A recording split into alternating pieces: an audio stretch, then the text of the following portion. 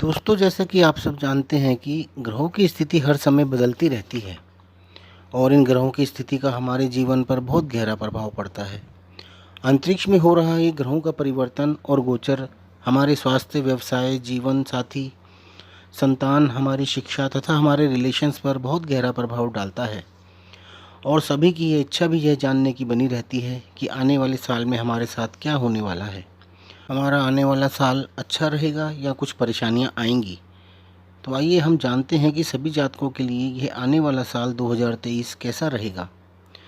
दोस्तों, आप जानते हैं कि 9 ग्रह और 12 भाव और 12 राशियों से बनी कुंडली हमारे जीवन से लेकर मृत्यु तक का सारा ब्यौरा लेकर आती है।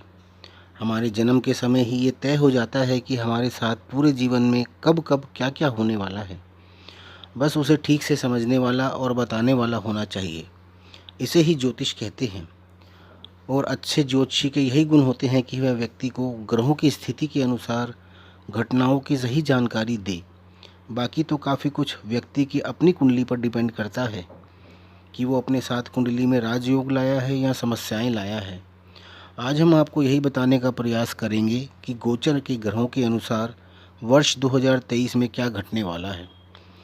दोस्तों, भगवान ने सभी ग्रहों को 7वीं दृष्टि प्रदान की है, किंतु शनि, मंगल और गुरु को 2 फालतू दृष्टि प्रदान की है, क्योंकि उनके पास आपकी कुंडली का ज़्यादा एरिया कवर करने की ताकत है। ये तीनों ग्रह आपकी कुंडली का ज़्यादा हिस्सा कवर करते हैं, यानी एक तो जहाँ ये बैठते हैं और 3 जगह इनकी दृष्टि हो गई, तो तीनों को मिलाकर 12 भाव हो गए। ज़रूरी नहीं कि सारे भाव कवर हो जाते हैं, पर लगभग काफ़ी भाव कवर हो जाते हैं। राहु केतु अपने राशिश के हिसाब से फल देते हैं और दृष्टियों को लेकर भी थोड़ा मतभेद है। कोई मानता है, कोई नहीं मानता है, तो हम यहाँ कन्फ्यूज़न वाली बातें नहीं करेंगे। तो आइए बात करते हैं मिथुन लगन के जातकों के बारे में। दोस्तों, मिथुन लगन के जातक दो तरफा सोचकर चलने वाले होते हैं, यानी किसी भी चीज़ के बारे में उनके नकारात्मक व सकारात्मक दोनों पहलू वो देखते हैं। जो कार्य वो करने जा रहे हैं उससे फ़ायदा होगा या नुकसान, उसकी अच्छे से पड़ताल करने के बाद ही वो आगे बढ़ते हैं। 10 लोगों की सलाह लेकर ही कोई कार्य करते हैं और अपने कार्य को समय से निपटाना ही पसंद करते हैं। मिथुन लगन के जातकों की कुंडली में शनि अष्टम व नवम भाव के स्वामी हैं। अष्टम भाव अचानक से होने वाले कोई कार्य को दिखाता है। यह आयु का भाव भी है और अष्टमेश किसी ग्रह के साथ या किसी भाव में रुकावटें भी दे देता है। नवम भाव कुंडली का सबसे शुद्ध स्थान है। यहाँ पर हमेशा पॉजिटिव एनर्जी ही रहती है और नवम भाव से हम विदेश यात्रा, पिता, धर्म, भाग्य, कहीं विदेश में सेटल होना आदि देखते हैं। शनि पूरे वर्ष कुंभ राशि में आपके नवम भाव में रहने वाले हैं। नवमेश का नवम में होना बहुत ही अच्छा माना जाता है, यानी भाग्य भाव के स्वामी भाग्य भाव में ही रहकर आपके सारे रुके हुए कार्य पूरे करेंगे, जो कि काफ़ी समय से आपको परेशान कर रहे थे। वर्ष की शुरुआत से ही, यानी जनवरी महीने से ही आपको फ़र्क नज़र आने लगेगा। आप जिन परेशानियों से घिरे हुए थे, जैसे मुकदमे, बीमारी, कर्जे, पति पत्नी का झगड़ा, प्रॉपर्टी का विवाद आदि जो भी है, उसका निपटारा होना शुरू हो जाएगा। आपकी जॉब से रिलेटेड कोई समस्या चल रही थी तो वह भी ख़त्म हो जाएगी। आप इस समय में बहुत रिलैक्स महसूस करेंगे। शनि यहाँ रहकर आपको विदेश यात्रा के भी योग बनाएंगे, चाहे वह जॉब से रिलेटेड हो या बिजनेस से रिलेटेड हो या हायर एजुकेशन से रिलेटेड हो या कोई धर्म यात्रा भी हो सकती है। आप समाज में धार्मिक कार्यों में भी शामिल रह सकते हैं। आपके पिता से आपको बहुत सहयोग प्राप्त होगा। अष्टम भाव के शनि आपकी आयु को भी लंबा करते हैं, इसलिए आपको स्वास्थ्य संबंधी बड़ी परेशानियां होने के चांसेस भी बहुत कम होंगे। दशम भाव पर शनि की दृष्टि है व गुरु की दृष्टि है, तो शनि और गुरु का दोहरा गोचर भी आपके दशम भाव पर लग रहा है। और सबसे खास बात यह है कि शनि व गुरु दोनों ही स्वराशि के हैं। इस दोहरे गोचर के कारण आपके मान सम्मान में बहुत वृद्धि भी होने वाली है। आप यदि जॉब कर रहे हैं तो निश्चित रूप से आपकी प्रमोशन के योग बन रहे हैं। आपका प्रमोशन के साथ साथ आपकी इनकम में भी ज़बरदस्त इजाफा होने वाला है। आप यदि बिजनेस में हैं तो उसमें भी आपको बहुत ज़बरदस्त वृद्धि देखने को मिलेगी। आपके कार्य संबंधी कोई नई ब्रांच या ऑफिस या कोई शॉप या कोई शोरूम या कोई नई फ्रेंचाइजी वगैरह खुल सकती है। साथ ही शनि गुरु का दूरा गोचर आपके धन भाव पर भी लग रहा है, जो बताता है कि इस साल आपको धन प्राप्ति के भी योग बन रहे हैं। साथ ही परिवार में कोई उत्सव भी हो सकता है। परिवार के सदस्यों में वृद्धि हो सकती है, क्योंकि ये कुटुंब का भाव भी है। आपके परिवार में किसी विवाह, किसी संतान का शुभ आगमन भी हो सकता है। गुरु 21 अप्रैल 2023 तक मीन राशि में आपके दशम भाव में रहकर अपने शुभ फल देने वाले हैं, जिसमें कि आपके कैरियर में उन्नति, मान सम्मान में वृद्धि, पिता से धन प्राप्ति, धन संचय, परिवार में कोई बड़ा उत्सव, बड़े बड़े आयोजन, मकान वाहन संपत्ति का सुख, संतान सुख, धन सुख तथा आपके विवाह की खुशखबरी तथा उच्च पद प्राप्ति व विदेश यात्रा और व्यवसाय में वृद्धि आदि सब कार्यों में गुरु अपना पूर्ण सहयोग देंगे, क्योंकि गुरु यहाँ केंद्र में स्वराशि के होकर स्थित हैं, जो कि एक बहुत ही शुभ हंस नामक पंच महापुरुष योग बना रहे हैं। 21 अप्रैल को गुरु मीन राशि से मेष राशि में आ जाएंगे, जो कि आपकी कुंडली का एकादश भाव है। यह भाव लाभ का होता है, इच्छा पूर्ति का भाव होता है। यहाँ पर गुरु 1 मई 2024 तक रहेंगे। इस समय में आपके कार्य क्षेत्र में ज़बरदस्त लाभ आपको मिलेगा। जॉब वालों को प्रमोशन मिलेगी तथा यह आपका मान सम्मान पाने का भी समय है। राहु के यहाँ पर होने के कारण अंगारक योग भी बनेगा, किंतु यह मंगल की राशि में अपनी मित्र राशि में होंगे और राहु अपने राशिश के अनुसार फल देते हैं। तो राहु गुरु से मित्रवत व्यवहार नहीं करेंगे तो शत्रुवत व्यवहार भी नहीं करेंगे, और एकादश भाव में सभी ग्रह अच्छा ही फल देते हैं। आपको इंपोर्ट एक्सपोर्ट के कार्यों से लाभ हो सकता है, विदेश में आना जाना भी हो सकता है।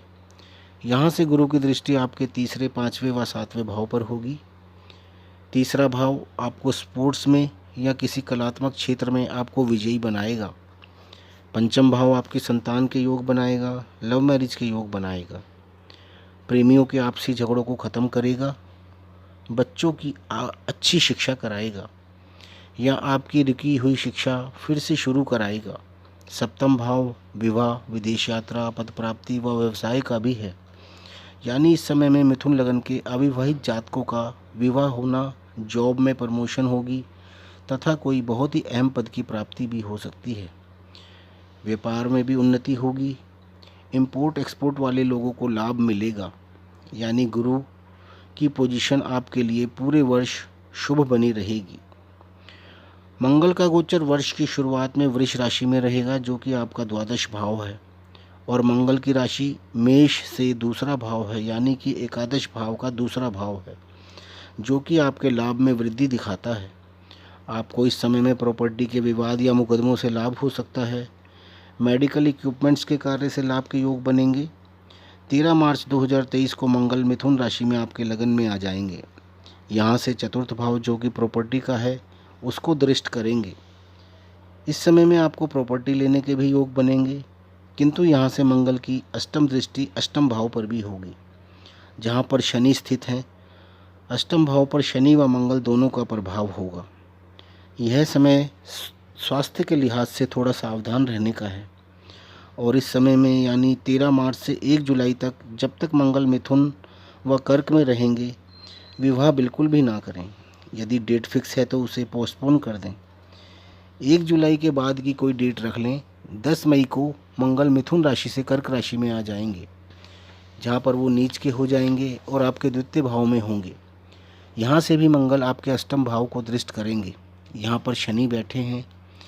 1 जुलाई को मंगल कर्क राशि से सिंह राशि में आ जाएंगे।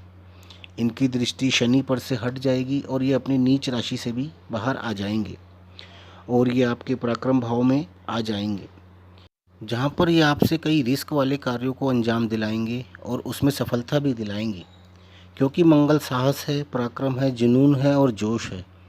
आप कोई लोन भी अप्लाई कर सकते हैं, कोई कोर्ट केस फाइल कर सकते हैं, कोई बड़ी पोस्ट के लिए अप्लाई कर सकते हैं, क्योंकि गुरु भी मेष राशि में आ चुके होंगे और मंगल को दृष्ट करेंगे।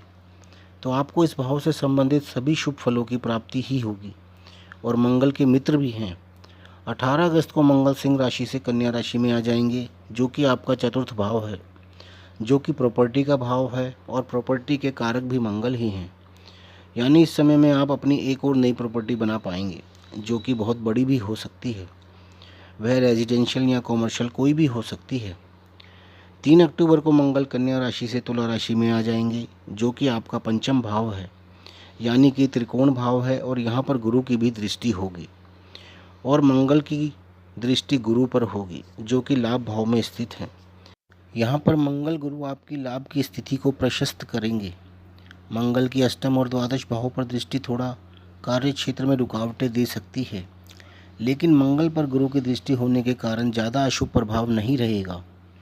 16 नवंबर को मंगल तुला राशि से वृश्चिक राशि में आ जाएंगे, जो कि आपका छठा भाव है। यहाँ पर पाप ग्रह आपको अच्छा फल देते हैं। छठा भाव रोग, ऋण, शत्रु, मुकदमों का है, तो मंगल यहाँ पर रहकर आपको इन सब से लड़ने की ताकत प्रदान करेंगे। आप दुश्मनों पर विजय पाएंगे, मुकदमों में जीत होगी, आपकी इम्यूनिटी पावर स्ट्रॉन्ग रहेगी, क्योंकि यहाँ पर मंगल स्वराशि के भी होंगे, तो इस कारण से हमें मंगल के नेगेटिव प्रभाव नहीं मिलेंगे। अब राहु के प्रभावों के बारे में जानते हैं। राहु केतु दोनों ही एक राशि में 18 महीने तक रहते हैं और इनका भी हमारे जीवन पर बहुत प्रभाव पड़ता है। कुंडली में राहु की शुभ स्थिति जातक को बहुत ऊंचाइयों तक ले जाती है। जितने भी साइंटिस्ट, एयर होस्टेस, पायलट, राजनेता, फिल्म स्टार्स और अंतरिक्ष यात्री हैं, सबकी कुंडली में आपको राहु की अच्छी स्थिति ही मिलेगी और उसकी दशा में ही उनको ये सब ऊंचाइयां भी प्रदान होती हैं। अभी राहु का गोचर मेष राशि में आपके एकादश भाव में चल रहा है, जहां पर राहु की स्थिति बहुत अच्छी मानी जाती है। राहु मंगल की राशि में होने के कारण आपको मंगल के कारकत्वों से संबंधित बहुत लाभ देने वाले हैं। पराक्रम, प्रॉपर्टी, अच्छी जॉब, व्यवसाय से लाभ, मन वांछित फलों की प्राप्ति, हवाई यात्राएं व वायुयान से संबंधित जॉब या एयरपोर्ट से रिलेटेड जॉब, इलेक्ट्रॉनिक्स से रिलेटेड कोई बड़ा कार्य आदि चीज़ों से संबंधित लाभ देने वाले हैं। साथ ही पंचम भाव पर दृष्टि होने से अचानक से कोई अफेयर भी हो सकता है, या कोई अफेयर चल रहा है तो आपकी मैरिज भी हो सकती है, या शेयर्स में अचानक से लाभ भी हो सकता है। कुल मिलाकर मिथुन लगन वाले जातकों के लिए वर्ष 2023 बहुत अच्छा जाने वाला है। तो दोस्तों, आपको ये वीडियो पसंद आया हो तो इसे लाइक कर लें तथा हमारे चैनल को सब्सक्राइब भी कर लें। धन्यवाद।